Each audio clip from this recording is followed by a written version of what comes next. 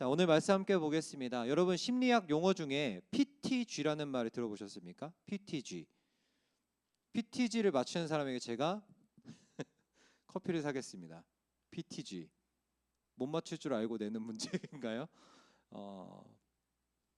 포스트 트라우매틱 뭘까요? G가?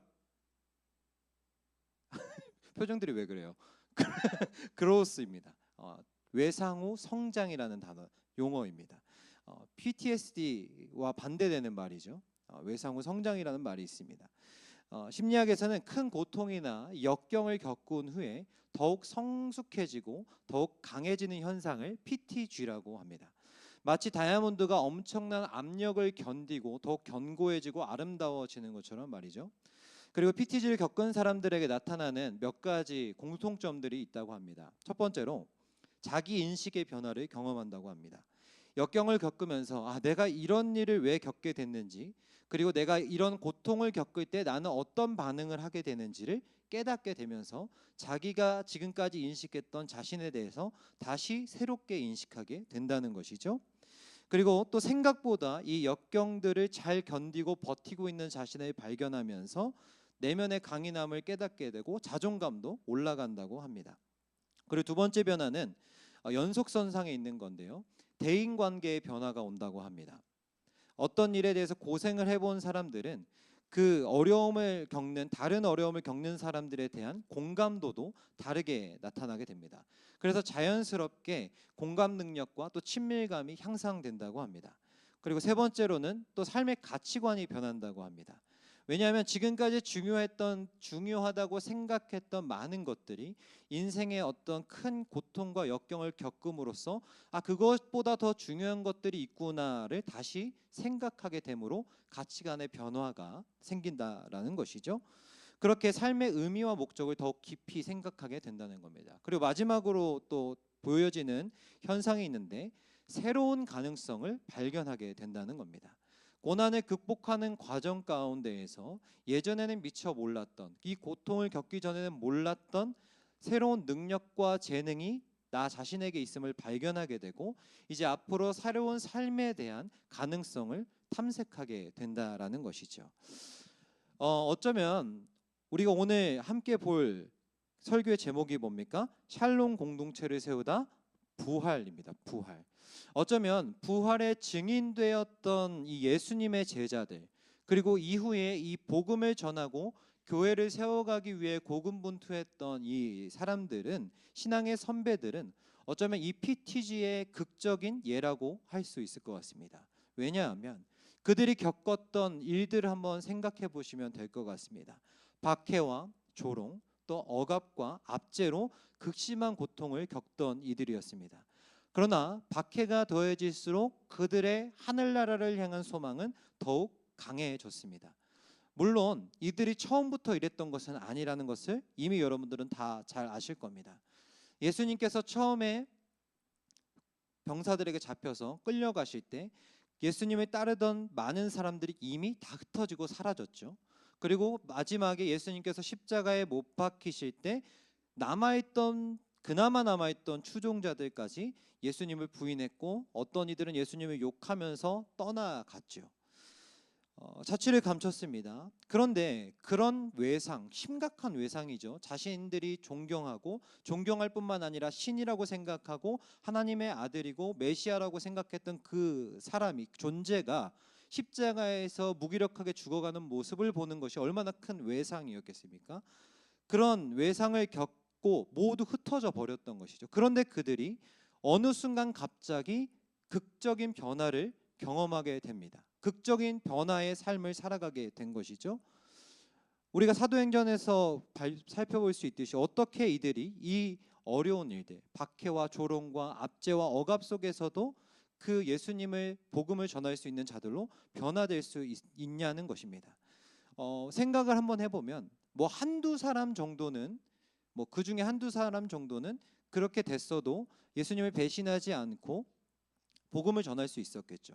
근데 문제는 뭐냐면 예수님을 전했던 사람들이, 다 흩어졌던 사람들이 한둘이 아니라 모든 사람들이, 수많은 사람들이 예수님의 복음을 전하기 시작했다라는 것이죠.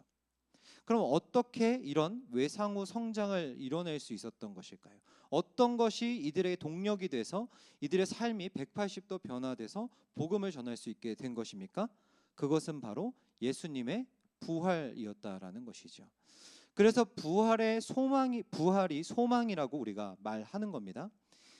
여러분, 그런데요, 솔직히 말해서, 정말 솔직히 말해서 교회를 다니는데 부활을 믿지 않는 교인들이 많이 있습니다. 내 얘기인가요? 여러분 얘기예요? 다른 건 다 믿겠는데 사람이 죽었다 살아나는 건 도저히 못 믿겠다라고 이제 생각할 수도 있죠. 이 부활에 대한 믿음은요, 여러분들 솔직히 말씀드리지만 평신도만이 아니라 심지어 목사들 중에도, 심지어 신학자들 중에도 있습니다. 부활을 믿지 않는 사람들이. 믿어지지 않아서 못 믿을 수는 있죠. 믿어지지 않는 걸 어떡하겠습니까? 그렇지만 마치 이렇게 말함으로써 어떻게 죽은 사람이 살아날 수 있냐라고 말하면서 자신은 합리적이고 이성적인 사람이라는 것을 보여주고 싶어서 이런 말을 하는 사람들도 있는 것 같아요. 그러나 여러분, 분명히 말씀드리지만 부활을 믿지 못한다면 아직 반쪽짜리 신앙이라는 것을 우리는 유념해야 합니다. 왜냐하면 여러분, 교회가 언제 세워졌어요? 부활 이후에 세워졌습니다. 부활 이전과 이후로 모든 것이 극적으로 변화됐기 때문입니다. 물론 부활은 과학적으로 입증이 불가능합니다. 가능하다고 얘기하는 사람들은 이상한 사람들이에요. 여러분, 부활은 그럼 역사적으로는 입증할 수 있습니까? 못합니다. 못해요. 그거 한다고 하는 사람들은 이상한 사람들입니다. 다만 정황적 증거만 있을 뿐입니다. 어떤 정황적 증거입니까? 아까도 얘기했지만 도망자들이 사도들이 되고 박해자들이 전도자들이 되기를 자처하는 그 변화, 이런 제자들의 갑작스러운 변화, 사화라고 하는데, 당대 초대교회 사람들이 로마 사람들로부터 당했던 압제와 박해를 모아놓은 이야기집을 사화라고 하는데, 거기 보면 수많은 고통을 당했어요. 어떤 사람들은 팔다리가 톱으로 잘려나가기도 했고, 또 어떤 사람들은 산채로 불에 태워지기도 했고요. 또 우리가 많은 영화에서 봤듯이 사자들의 먹이로 내어주기도 했다고 합니다.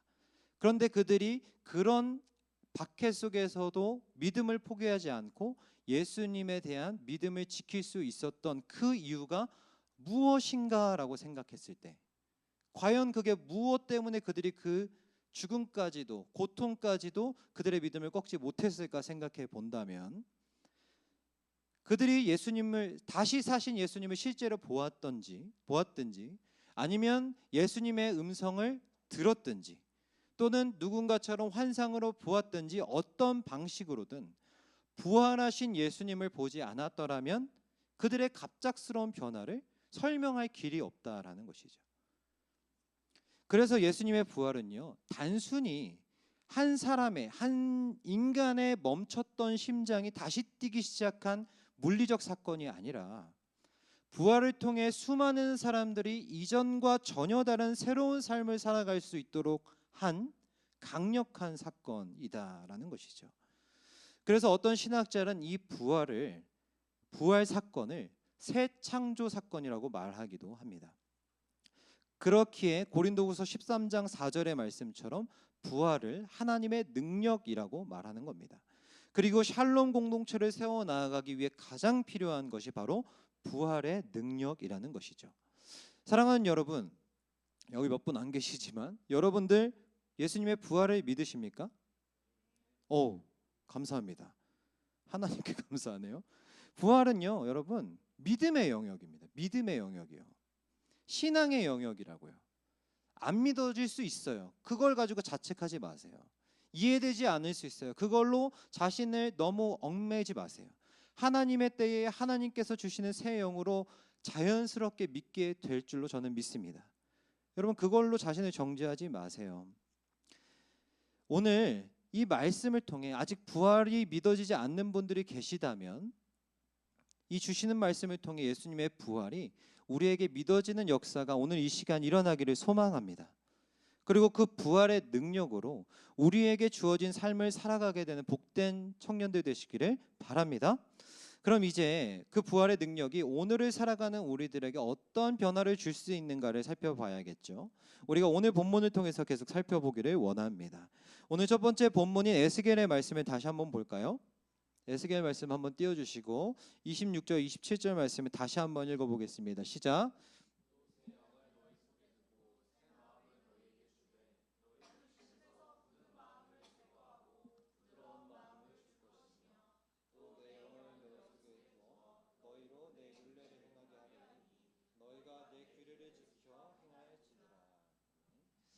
부활의 능력이 우리에게 임했을 때 우리에게 가장 먼저 일어나는 변화가 무엇이냐면 바로 우리 안에 깊숙이 자리 잡은 굳은 마음이 제거되는 것입니다.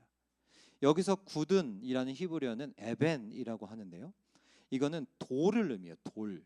완고하고 변화되지 않는 그 거부하는 마음을 상징하는 돌이죠.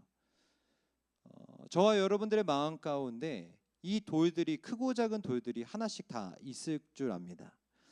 치열한 경쟁 사회 속에서 우리가 살아가다 보니 또 우리는 끊임없이 비교당하고 평가받으면서 또 때로는 그것들로 인해서 좌절을 하고 또 실패를 경험하죠. 이런 과정 가운데 우리의 마음이 점점 굳어져 갑니다. 마치 메마른 땅처럼 갈라지기도 하고 깨어지기 쉬운 유리처럼 굳어져 가기도 합니다. 불안과 두려움, 열등감 이런 것들로 인해서 상처들로 인해서 우리의 마음이 점점 굳어져 갑니다. 이러한 마음은 우리를 경직되게 하고 그냥 우리 자신의 문제로 남아두게 하는 게 아니라 우리가 맺어가는 관계에까지 영향을 미치게 되는 것을 우리는 보게 됩니다. 그래서 우리는 끊임없이 경쟁하고 비교하며 상처받는 삶 속에서 뭘 원해요? 힐링을 원하죠. 힐링, 쉼을 원하죠. 그런데요, 하나님은 우리에게 이 부드러운 마음을 주신다고 하셨는데 그것은 이전에 어떤 지금까지 있던 여러 가지 쉼 중에 하나가 아니라 여러 가지 힐링 방법 중에 하나가 아니라 전혀 다른 것을 우리에게 주신다고 합니다. 그래서 오늘 말씀해 보시면 무엇을 주신다고 해요? 새 영을 너희 속에 두고 새 마음을 여러분들에게 주신다고 합니다. 여기서 새로운이라는 것은 이 새 마음, 새 영과 새 마음이라고 써져 있는 이 말은 히브리어로 하다쉬입니다. 하다쉬. 이것은 새로운, 신선한이라는 뜻입니다. 마치 봄비를 맞아 새싹이 돋아나듯이 하나님의 은혜로 새롭게 빚어지는 마음을 말하는 것이죠. 특별히 에스겔은 이 새로운 마음을 뭐라고 표현합니까? 뒤에 보시면 굳은 마음이 제거되고 어떤 마음이 생긴다고 해요? 부드러운 마음이 생긴다고 합니다. 부드러운 마음. 이 부드러운 마음을 원어를 살펴보면 살처럼 부드러운 마음이라고 표현되어 있습니다. 살처럼 부드럽다는 말이 무슨 말이에요? 생명력이 있다는 겁니다. 유연하여서 따뜻해진 마음을 표현하는 것이죠. 또한 살처럼 부드러운 이 마음은 겸손과 사랑으로 가득 찬 마음입니다. 그렇게 다른 사람의 아픔을 공감할 수 있게 되고 용서할 수 있고 화해하게 되고 용납하게 되는 그것들을 이루어내는 마음이 바로 부드러운 마음을 말하는 것이죠. 샬롬 공동체는 이런 부드러운 마음을 가진 사람들이 모여서 서로 사랑하고 섬기고 할 때 비로소 이루어질 수 있다라는 것이죠. 근데 여러분, 이건 너무 어려운 일처럼 보입니다. 요원한 일처럼 보입니다. 하루아침에 이루어지는 것이 아니기 때문이죠. 그럼에도 불구하고 우리는 우리 안에 굳은 마음을 녹이고 부드러운 마음을 갖기 위해서 끊임없이 훈련하고 연습해야 합니다. 그런데 이렇게 말하면 제가 앞에 이 말씀과 조금 맞지 않는 부분이 있어요. 새 영, 새 마음은 하나님께서 주시는 것인데 왜 우리가 연습하고 노력해야 합니까? 라는 질문을 할 수 있겠죠. 맞는 말이에요. 맞는 질문이에요. 그런데 여러분, 물론 하나님께서 새 영과 새 마음을 우리에게 부어 주셔야 우리에게 부드러운 마음이 시작될 수 있습니다. 그런데 우리가 해야 하는 노력은 무엇이냐면 그런 마음을 스스로 창조해내는 것이 우리의 노력이 아니라 우리의 노력은 하나님께서 허락하신 그 새 영, 그 새 마음을 가지고 하나님께 반응을 하는 것인데 어떤 반응이냐면 우리의 마음에 부드러운 마음이라는 씨앗을 심어주시는 분은 하나님이시지만 그 씨앗이 자라나 아름답게 열매 맺도록 돌보고 가꾸는 것이 우리의 몫이라는 겁니다. 그래서 우리가 그런 측면에서 애를 써야 된다는 것이죠. 그렇기에 하나님께서는 우리에게 은혜로 거저 새 마음과 새 영을 주시지만 우리는 그 은혜를 믿음으로 반응해야 된다는 거죠. 어떻게 반응해야 된다는 거예요? 말씀과 기도로. 그 양분을 계속 씨앗에 공급해 주어야 된다는 겁니다. 그리고 공동체 안에서 사랑과 섬김을 실천함으로 우리는 하나님께서 우리에게 주신 그 새 영과 새 마음을 날로 자라게 해야 되는 거예요. 말씀과 기도를 통해 하나님과의 관계를 지속해야 하는 이유는 우리의 힘만으로는, 우리의 능력만으로는 이 마음을 부드럽게 하는 이 일을 완성할 수 없기 때문입니다. 하나님의 말씀을 듣고 기도하면서 이를 통해 하나님과 친밀한 교제를 나누므로 우리가 우리의 굳어진 마음을, 자꾸 굳어지려고 하는 마음을 점점 부드러운 마음으로 변화시켜 갈 수 있는 것이죠. 또 다른 노력은 무엇이냐면 우리가 공동체 안에서 나누고 섬기는 삶을 실천해야 된다는 겁니다. 여러분, 외부의 자극이나 도움 없이 자신 스스로를 들여다볼 수 있는 사람은 많지 않습니다. 내 마음이 굳은 마음인지 부드러운 마음인지는 스스로 알 수 없다는 거예요. 타인과 부딪힐 때, 환경에 적응하는 과정 속에서 더 잘 알게 된다는 겁니다.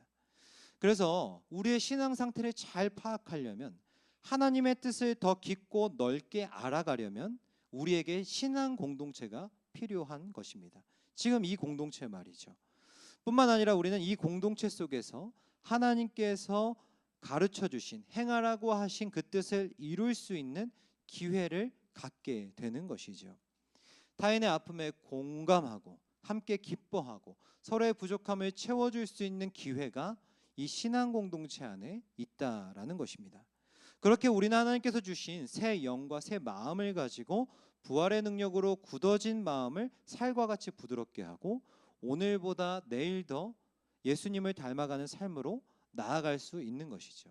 저는 우리 청년 공동체가 이런 공동체가 됐으면 좋겠습니다.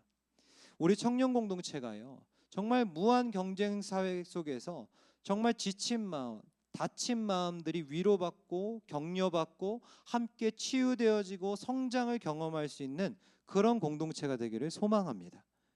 마음을 치유하고 회복하는 힘이 세상에 있는 것이 아니라 어디 점을 보러 가서 얻게 되는 것이 아니라 오늘날 이 자리에 하나님을 예배하는 공동체 가운데에서 참된 회복이 있게 되기를 소망합니다. 그리고 그 구체적인 모습이 바로 오늘 두 번째 본문인 사도행전에 기록되어져 있습니다. 우리 사도행전 4장 32절로 35절의 말씀을 다시 한번 읽겠습니다. 시작. 믿는 무리가 한 마음과 한 뜻이 되어 모든 물건을 서로 통용하고 자기 재물을 조금이라도 자기 것이라 하는 이가 하나도 없더라. 사도들이 큰 권능으로 주 예수의 부활을 증언하니 무리가 큰 은혜를 받아 그 중에 가난한 사람이 없으니 이는 밭과 집 있는 자는 팔아 그 판 것의 값을 가져다가 사도들의 발 앞에 두매 그들이 각 사람의 필요를 따라 나누어 줌이라. 아멘. 우리가 읽었듯이 32절로 35절의 말씀에는 믿는 무리가 한 마음과 한 뜻이 되어서 자신의 모든 소유를 통용, 서로 나눠 쓰는, 같이 쓰는 내용을 기록하고 있습니다. 물질만능주의가 팽배한 현대 사회에서는 도저히 상상할 수 없는 일이죠. 내 것을 어떻게 나눌 수 있지? 상상하기 어려운 일입니다. 그런데 설교의 대가인 마틴 로이드 존슨이라는 사람이 이런 말을 했습니다. 이 구절에 대해서 이렇게 얘기합니다. 이 장면은 놀라운 샬롬의 장면이자 형제 애와 친교의 장면이다라고 말합니다. 왜 그렇습니까? 초대교회 이전에는 이런 특징들이 전혀 나타나고 있지 않았기 때문입니다. 부활을 경험하기 이전, 성령의 강림을 경험하기 이전에 유대인들에게서는 이런 모습을 찾아볼 수 없었기 때문이죠. 우리는 이러한 초대교회 공동체 모습을 통해 그리스도의 복음이요, 하나님의 부활의 능력이요, 어떤 추상적인 개념이 아니라 어떤 철학적인 사상이 아니라 우리네 삶을 뒤흔들고 삶의 구체적인 변화를 가져오는 하나님의 살아있는 능력이라는 것을 보게 됩니다. 그런데 정말 안타깝게도 세상에는 이 말씀을 이상하게 해석하는 사람들이 있어요. 그 사람들이 어떤 사람들이냐면 이 말씀이 공산주의의 근거가 된다고 주장하는 사람들이 있다라는 겁니다. 그 사람들은 이 말씀을 오해한 거죠. 폄훼하는 것입니다. 여러분, 공산주의가 뭐예요? 제가 정치 얘기를 하려고 하는 게 아니라 공산주의가 뭡니까? 사회를 형성할 때 사유재산을 인정하지 않는 거죠. 생산수단까지 다 같이 공공으로 소유해서 만민이 평등하게 하겠다는 거 아니겠어요? 이것이야말로 불평등과 빈부격차를 없앨 수 있는 유일한 길이라고 주장하는 사상이죠. 말만 들어보면 그럴싸하지만 우리는 이제 다 지성인 아닙니까? 뭐 구글링만 해봐도 공산주의를 따라가다가 망한 나라들이 얼마나 많습니까?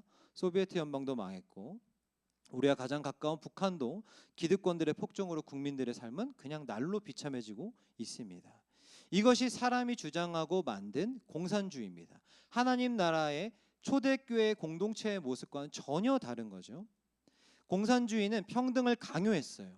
칼과 무력으로 사람들을 지배하려고 했어요. 그런데 오늘 본문에서 우리가 보고 있는 이 말씀은 성령이 충만하여져 세워진 초대교회 공동체는 한 마음이 되었고 한 뜻이 되었고 누구도 강요하지 않았고 누구도 요구하지 않았지만 자신 스스로 자발적으로 자신의 재물을 내어놓고 자신의 재물을 자기의 것이 아니라고 이야기했다라는 것이죠. 재물에 대한 자신의 소유권을 다 부인하고 있었다라는 것이죠. 그럼 여러분들에게 한번 질문 드리겠습니다. 재물이나 재산에 대해서 소유권을 부인한다는 것이 쉬운 일입니까? 어려운 일입니까? 네, 너무 어려운 일이죠. 불가능한 일처럼 보이기도 합니다. 저도 그래요. 저도 그렇습니다. 저는 심지어 어느 정도냐면 제가 책을 좋아하는데 그 책 중에 한 권을 누군가 빌려달라고 했어요. 빌려주면서 무슨 생각을 하는 줄 아세요? 이거 어떻게 받지? 빌려주는 순간에 생각을 합니다. 그만큼 소유에 대한 강한 욕구가 있는 거죠. 어느 정도 나눠줄 수 있겠지만 오늘 본문의 말씀처럼 자기 재물에 대한 소유를 전면적으로 부인하는 일은 과연 가능한 일일까라고 생각하게 됩니다. 굉장히 어려운 일입니다. 그럼 왜 어렵다고 여기시는 거예요, 여러분들이? 그 재산이, 그 재물이 내 것이 아니라고 부인하고 내어준다는 것은 단순히 내 것을 주는 것의 문제가 아니라 내 자신을 부인하는 일까지 확장될 수 있는 것이기 때문입니다. 왜 그렇습니까? 내가 노력해서 쌓은 부잖아요. 내가 애써서 땀 흘려서 수고해서 번 대가에 대한 소유권을 주장하는 거잖아요. 그런데 이걸 주장하지 않는다는 것은 자기를 부인하는 일이죠. 타인에게 완전히 자신을 어떻게 하는 거예요? 내어주는 일입니다. 그렇습니다. 초대교회 성도들은요, 그리스도께서 자신을 버리고 우리에게 자신을 내어주셨던 것처럼 자신을 부인하고 자신을 버리는 그 모습을 실제적으로 삶의 자리 가운데에서 실현하고 있다라는 것이죠. 우리가 자기를 부인하고 타인에게 자신을 내어줄 때 비로소 우리는 그리스도의 도를 따르는 성도가 되는 겁니다. 교회 직급 중에 낮은 게 성도가 아니고요, 거룩한 하나님의 부르심을 입은 자들이 성도입니다. 아시겠어요, 여러분? 착각하시면 안 됩니다. 초대교회 성도들은 자기를 버렸다고요. 자기를 부인하고 자기를 타인에게 내어줄 때 그리스도의 도를 따를 수 있다는 것을 기억하면서 깨달으면서 그렇게 했다는 것이죠. 그리고 주님께서 누가복음 9장 23절에 이런 유명한 말씀을 하시죠. 아무든지 나를 따라오려거든 자기를 부인하고 날마다 제 십자가를 지고 나를 따라라 이야기합니다. 나를 버리고 비워진 그 마음 가운데 하나님을 모실 때 우리는 하나님의 거룩하신 뜻을 따라가는 삶의 모습을 보여줄 수 있는 것이죠. 여전히 우리 안에 나라는 존재가 우리를 지배할 때 우리는 절대로 거룩한 삶의 모습을 살아낼 수 없습니다. 거룩과 동떨어진 삶을 살아갈 수밖에 없어요. 세상과 구별되어진 삶의 모습을 살아갈 수 없습니다. 여러분, 태초에 아담이 왜 선악과를 먹게 되었을까요?